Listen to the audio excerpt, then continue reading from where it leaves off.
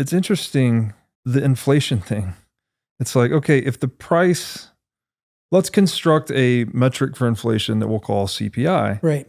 but it's a basket of goods that the prices of which move, and we'll sort of aggregate or average them together, and we'll give you this inflation metric.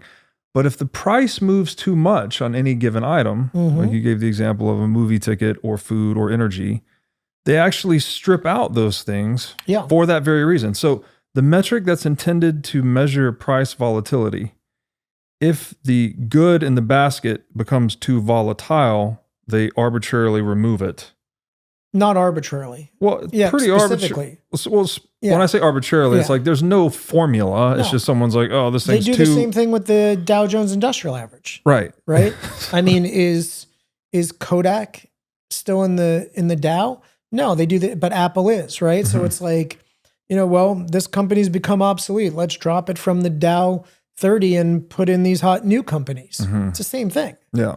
And it's like, well, if you look at the Dow over time, it's done this. Yeah. But what is it? It's not 30 stocks. It's probably like 130 stocks that have been through there. You've just dropped out the ones that crapped out and replaced them with new high flyers. So what's the validity of that index if you look at it over time? Yeah. Yeah. And then when you consider all the knock-on effects, because CPI, it's taken as gospel as inflation, right? Like CPI equals inflation. First of all, if you go a layer deeper than this and read Mises, you'll know that you actually can't quantify inflation with a metric because it's as subjective as value itself. So it's kind of a non-starter to begin with. But when you have CPI that is equated with inflation, and inflation is used in all of these other instruments, right? Like if you buy a treasury or an inflation protected treasury, a TIPS. Yeah, TIPS. Right? It's only designed to outperform the CPI number. So it's not actually going to even protect you from inflation because I was actually a bond trader when the TIPS came out for the first time. Yeah. So like, you put bullshit in the metric. I mean, the metric itself from the jump can't even ever be what it says it's going to be because you can't quantify inflation. But then it's even worse. Well, different things have different rates of inflation. So it's like to try to simplify it down to one number when it's really like a vector is challenging as well. Yeah, it's impossible, I think. I mean, because it's ultimately down to the individual market actor and the things they're looking to buy. I tend to just look at money supply. Yeah, changes in monetary inflation is actually measurable. Yeah. Price inflation, I don't think is though. I think you can measure it. You can see the price of an individual type of good going up and down, but I don't think you can aggregate it into a meaningful number. I think it's useful at times. Gold's a good examit's right? They say that an ounce of gold has always, been able to buy like one fine man's suit. And it's still pretty true, right? Yeah, yeah. But even that would just be, you're just looking at the price of gold in terms of a man's suit. There's not really an inflation metric built there. Correct. So, you're just pricing things in terms of gold, and gold is basically money. So that's why but it's a way to say that it's kind of done a decent job. I guess of staying with it. Yeah. So anyways, I guess the point I was trying to drive at is it's like when you put bullshit in that one metric and then all these other financial instruments or, agreements, people are probably in their own private business dealings. Well, if you're going to pay me this annuity, but it needs to be inflation adjusted. It's like, well, it's not actually being adjusted to a real inflation number. You go through COVID, right? And they say, oh, inflation's 7%. What were they reporting? 7% a year or something? But the price of steak is up 50, 60, 70%. Well, pre-Bitcoin, you could also make a little bit of the case that what's the point of knowing? Like if you can't do anything about it, then why know? Okay, it's like you still want to have the best investments possible so that you do better than whatever inflation there is, right? But like, why do you want to know if you can't fix it, if you can't do anything about it? And so I think Bitcoin, all of a sudden there was a way that you could beat inflation like definitively. Yeah. And people were like, okay, this now calls into question a lot of these other metrics. Yeah. Now we have to dig in a little bit. Yeah. I mean, that's what it was for me is Bitcoin got me to read someone like Mises to really get my head around this thing. And then you stop focusing on the price inflation, which is just a consequence of the money supply inflation. And then you come to see what money supply inflation actually is. And it's just organized, legalized counterfeiting, basically. Yeah. I mean, yes, you can dig into that part of it, or, my version. That upsets me. I just look at it. It's kind of above my pay grade. It is what it is. I don't control it. And it's a reality. So actually, when I talk to new prospective Bitcoiners, I describe inflation from a money supply point of view. And the example I use is, whatever city we're in or something. I say, just like, imagine that,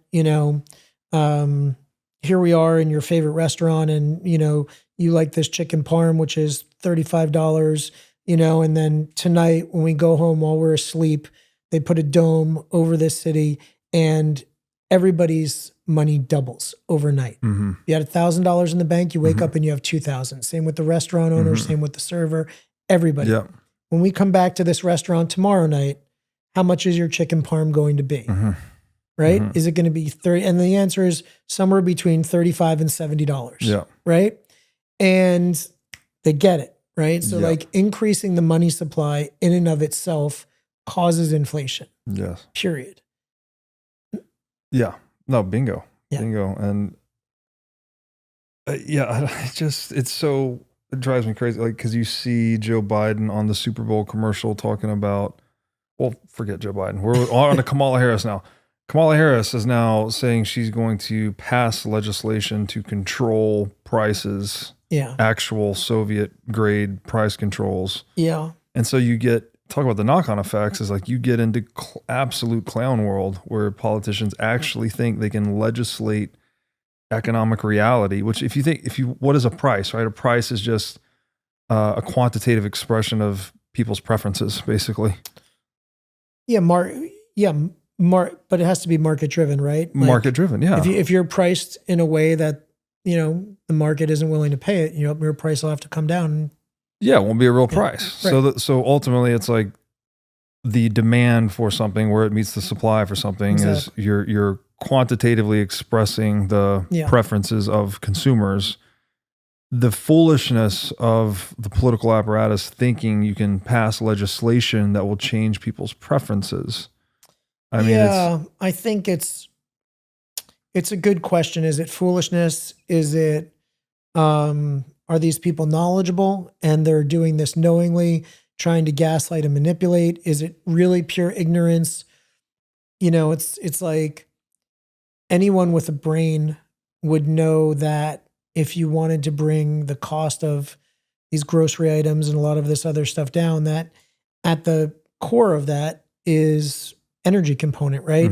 Every single thing in that grocery store has arrived there by truck. Yeah.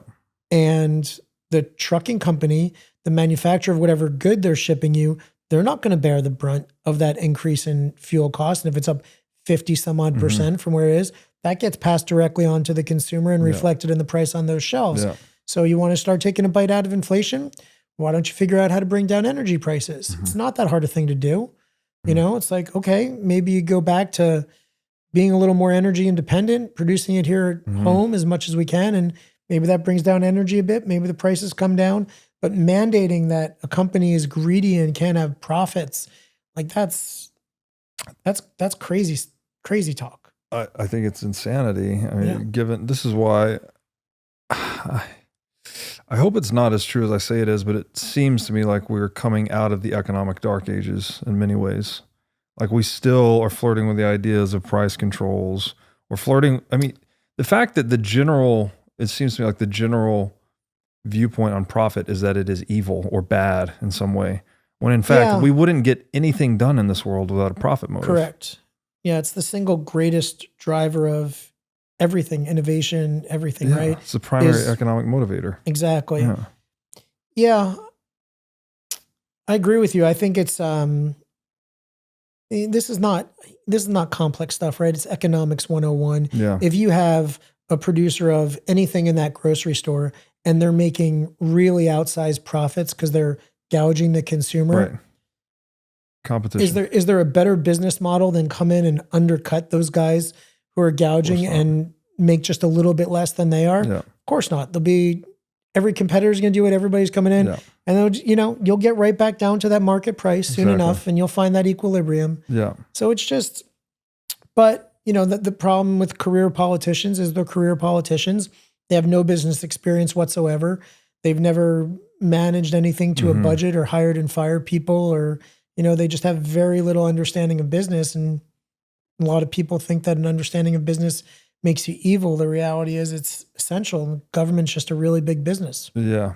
Yeah, for sure. Yeah. It makes you practical, pragmatic, in touch with the reality. And yeah, it does seem like there's a distinct out of touchness when you hear this stuff. Understatement, man. These commercials, and the fact that, sorry to go back to Joe Biden, but the fact that he can do a Super Bowl commercial eating the ice cream and then blaming the greedy ice cream producers for the prices going up. And it, like, the millions of people watching the Super Bowl aren't rolling out the guillotines the next day on that guy. It just tells me, like, oh, people really don't understand what's going on here at all. The fact that he can say that, and people, I didn't see it, fortunately. Yeah, I was there, so no commercials. It's standard political rhetoric, always blaming the producer for price increases, never mentioning the money supply or the central bank. None of that. Never taking any of the blame as government. God forbid anything they did was iatrogenic and exacerbated the problem at all. That's become like the MO for government officials is never admit wrongdoing, just never. Yes. It's like, it's very depressing. Yeah, very abusive. Thanks for watching. If you enjoyed this episode, click here to find more just like it, and here to find our most recent episode. Also, make sure to like this video to help shine light on the corruption of money, and be sure to subscribe to this channel to stay connected.